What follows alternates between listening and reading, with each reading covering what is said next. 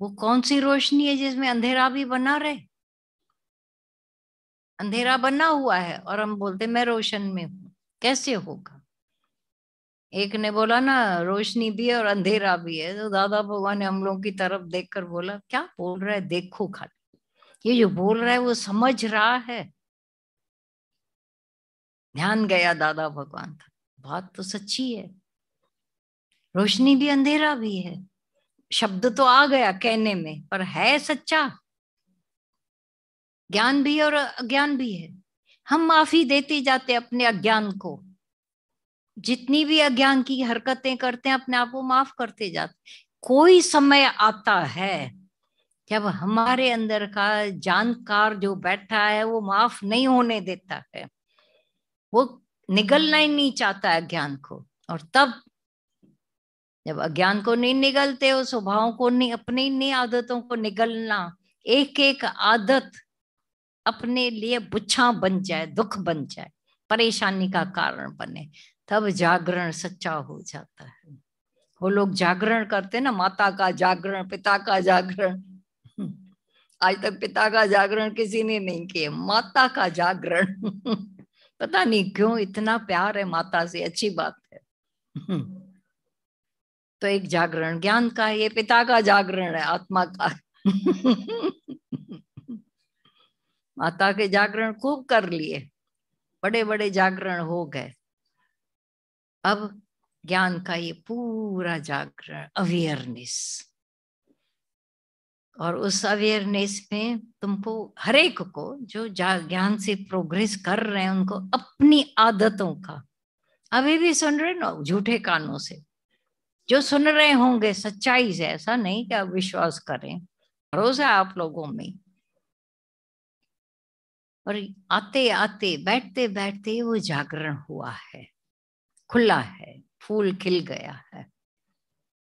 अंदर का जागरण जिस घड़ी हो जाता है, अपने दिमाग को दोष नहीं देना, दिमाग सबको अच्छा मिला हुआ है, मेरी समझ में नहीं, बिखराव ज्यादा है। उस बिखराव से जब अपने आप को तुम समेट लेते हो, स्पार्क्स हो जाते। सबको भगवान ने दिमाग अच्छा दिया है, और इस यहाँ तो दिमाग की जरूरत ही नहीं है, समझ खुल जाती है परमात्मा की। भोले भाव मिले रघुराई, चतुराई ना भाए उसे, वो प्यार करे अनजान से। जितनी चतुराइयां रखी थी उतनी रुकावट बन गई, देर पड़ गई।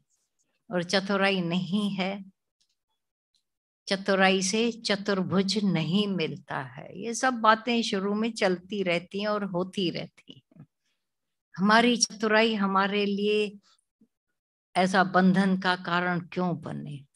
अब अनजान, और सारी दुनिया को अंदर से नो करके अपने आप में, किसी का लिहाज नहीं, डर नहीं, दया नहीं, मोह नहीं।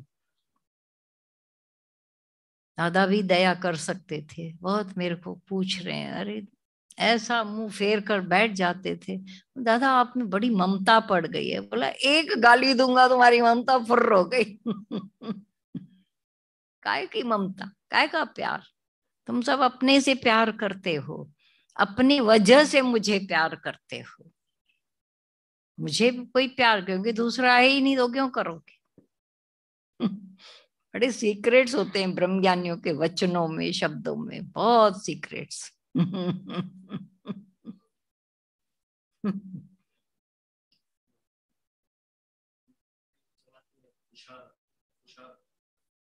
ये पुरुषार्थ है ना। हाँ हाँ,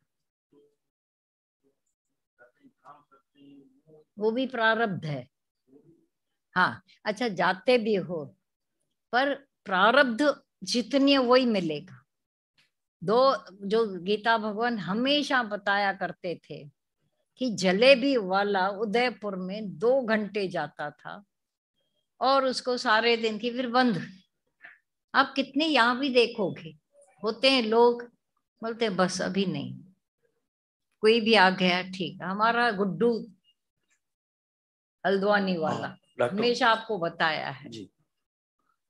वो 8 बार 10 बार शटर डाउन करके फिर इस गाड़ी में बहनों को पहुंचा के, डैडी को पहुंचा के फिर लेने जा रहे।